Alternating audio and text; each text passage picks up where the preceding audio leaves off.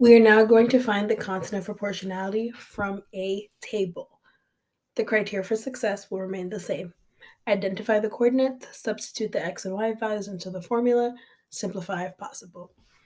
Here we have a table that compares the time in class to the number of pages. Step 1. Identify the coordinates for x and y. In this case, my x and y coordinate that I want to use will be 4, 8.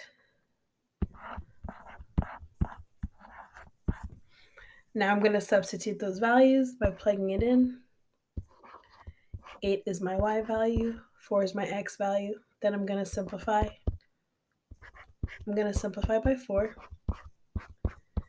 And I'm going to get 2 over 1, which is 2. K equals